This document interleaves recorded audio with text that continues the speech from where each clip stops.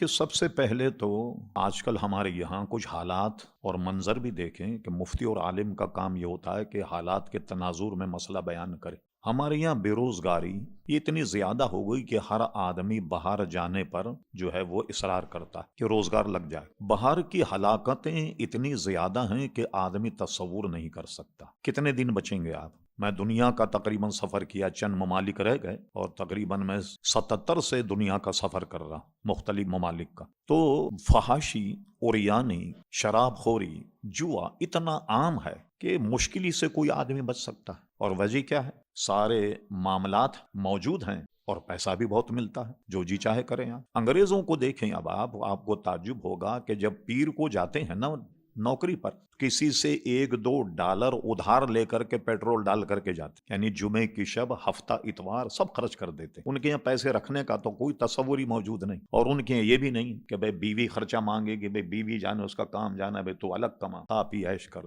نہ بیوی سے وہ حساب لے سکتا، نہ بیوی اس سے حساب لے۔ پھر اس میں برائیاں اتنی ہیں کہ مثلا میں نے جرمنی کا دورہ کیا تو مجھے 2 آدمی ایسے ملے تو مجھے انکشاف ہوا، قادیانی جو ہیں وہ ایسے شکار کی تلاش میں ہوتے۔ اب آپ کو دیکھا کہ کپڑے ذرا سا آپ کے بوسیدہ ہیں تو آپ کو پکڑ لیا، بھی خیریت ہے کیا؟ ان کا بھائی گرین کارڈ نہیں ہے، ورک پرمٹ بھی نہیں ہے، کہا آپ کو کوئی ضرورت نہیں، آپ آئیے ہمارے پاس۔ بڑے بڑے ان کے ویئر ہاؤس ہیں، بڑی بڑی ان کی جگہیں، وہاں لے جاتے ہیں اور کہتے ہیں یہ فارم پہ آپ سائن کر دیں۔ فارم کیا ہوتا ہے؟ بس ڈکلیئر کر دے کہ میں احمدی ہوں، اور احمدیوں کے لیے پاکستان جو ہے وہ بہت بری جگہ ہے، وہاں ان کی جان جو ہے وہ خطرے میں ہے، اور میں یہاں رہنا چاہتا ہوں۔ یورپ میں جرمنی ایک ایسا ملک ہے کہ کوئی آدمی وہاں آئے اور آنے کے بعد سیاسی پناہ مانگ لے، کچھ اپنے عوارض بتانے کے بعد، تو ان کا اپنا امیگریشن قانون یہ کہ اس کو واپس نہیں کریں گے۔ تو یہ قادیانی بناتے ہیں لوگوں۔ اب بہت سے لوگ کہہ رہے ایسے ہم دل سے تھوڑی قادیانی بنے، ایسی فارم پہ سائن کر دی ہم نے، تو بھائی یہ سارے معاملات تو زبانی ہے، تو آپ نے دل سے کیے نہیں، لیکن وہ تو قادیانی ہو جائے۔ تو ایسی سارے معاملات مسائل سے کیسے بچے؟ اب آپ نے یہ تو مسئلہ سن لیا کہ اہل کتاب سے شادی جائز، ٹھیک نا، حکم نہیں ہے۔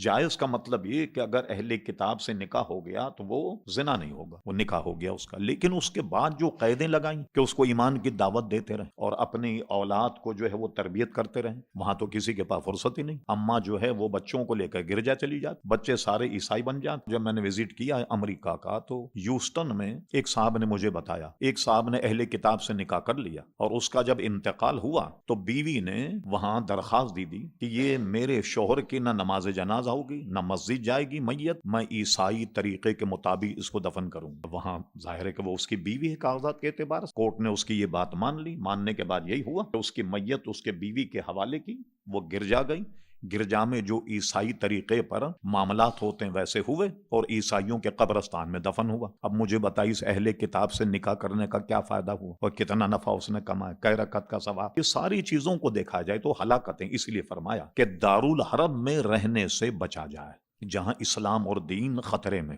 لیکن اب بے روزگاری، پریشانی کی وجہ سے لوگ وہاں رہتے ہیں، پھر رہنے کے بعد اس میں اتنے عادی بن جاتے ہیں کہ 99 کا چکر، بھئی 1 لاکھ ہوں گے نا تو نکل جائیں گے، 1 لاکھ ہو گئے، اب دوسرا لاکھ شروع ہوا، وہ جب 99 ہوں گے پھر یہ پھنستا ہی چلا جاتا آدمی۔ یعنی آپ امریکہ تو ذرا ہوشیار ملک ہے، اس نے تو ٹی وی پر یہ پابندی لگائی کہ جو چینل آپ ٹی وی اسٹیشن میں فون کر کے کھولیں گے وہ چلیں گے، دوسرے نہیں چلیں گے۔ مثلا بچے کرکٹ اور فٹ بال کے عادی ہیں تو دونوں چینل بند کر دیں گے، کیونکہ پڑھائی کا دیکھنا پڑتا ہے، ورنہ بچے تو دن رات فٹ بال اور وہ کرکٹ دیکھتے رہیں، وہ بند کر دے۔ کوئی میچ اگر آ رہا وہ آپ دیکھنا چاہیں تو اس کو فون کیجیے، آپ 3 دن وہ میچ کا ٹی وی کھول دے گا، اور آپ کے بل کے ساتھ $2 یا $3 ایکسٹرا جو ہے وہ آ جائے گا۔ یورپ اس میں تو آپ خبروں کے لیے بھی ٹی وی نہیں کھول سکتے، خبروں کے لیے بھی نہیں کھول سکتے آپ۔ تو اتنی ہلاکتوں میں آدمی پڑھے تو مجھے بتائیے، مسلم لوگوں نے وہاں پوچھا مولانا یہ بتائیے کہ یہاں میں اور پاکستان میں کیا فرق؟ میں نے کہا بھائی مختصر یہ کہ یہاں ایمان خطرے میں، وہاں جان خطرے میں۔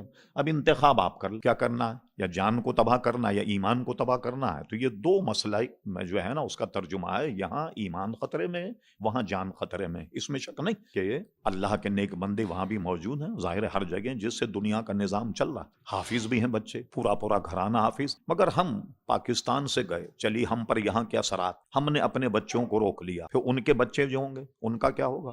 پھر اس کے بچے جو ان کا کیا ہوگا؟ ایک پادری نے مجھ سے کہا یہ جو امریکہ نے اتنی رعایت دی آپ کو کہ بغیر ویزا پاسپورٹ کے آپ گھومتے ہیں، کام بھی کرتے ہیں، عیش کر رہے ہیں اور ڈالر کما رہے ہیں، پکڑے نہیں جاتے آپ، کیا وجہ؟ کبھی سمجھے آپ؟ میں نے کہا آپ سمجھا دی، کہنے ہمارا منصوبہ یہ ہے کہ چوتھی نسل ہماری ہے، ہاں چوتھی نسل ہماری، آپ 100% مسلمان ہیں، امریکہ میں رہیے آپ کچھ سال کے بعد 75، پھر کچھ سال کے بعد 50، پھر اس کے بعد آپ کی اولاد 25، ان کی اولاد لیجیے گئی، چوتھی نسل تو ہماری، اس کو کون بچا سکتا؟ اور واقعی کوئی نہیں بچا سکتا چوتھی نسل کو، اس لیے دارالحرب میں رہنے سے بچا جائے جہاں آدمی کا ایمان خطرے میں۔ اب رہا برائیاں یہاں بھی ہیں اور وہاں بھی ہیں، مگر یہاں ایک کیا ہے، بچپن سے ہم یہاں رہے، ایک حیا، کبھی شراب خانے گئے، کہیں ہمارے ابا کا کوئی دوست بیٹھا ہو، ایک دہشت ہوتی ہے، فلم دیکھنے گئے، کوئی گلی کا آدمی بیٹھا، کوئی برائی کا ارتکاب کرنے گئے، کوئی رشتہ دار مل جائے، ایک ہیبت ہوتی، مگر اس حمام میں تو ساری ننگ، کون کس کو دیکھتا ہے؟ جب سارے وہاں ایسے ہوں تو کوئی نہ پوچھنے والا نہ کوئی بتانے والا، اس لیے آدمی جو ہے وہ اپنے ایمان ہی سے ہاتھ دھو بیٹھتا ہے۔ تو ایسے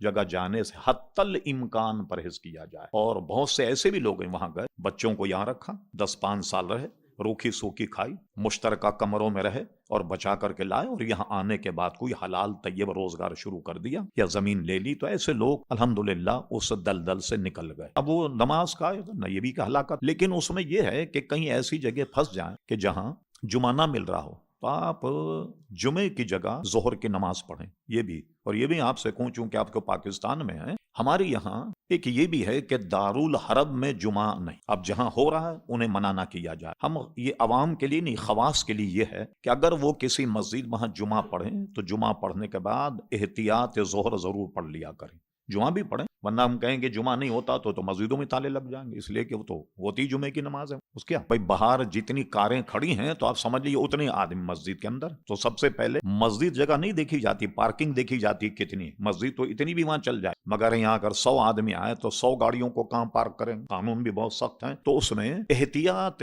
ظہر پڑھنے کا ہم لوگوں کو مشورہ دیتے ہیں، اور جہاں بھی کہیں جائیں آپ اگر جمعہ نہ ملے تو وہاں ظہر کی نماز ادا کریں۔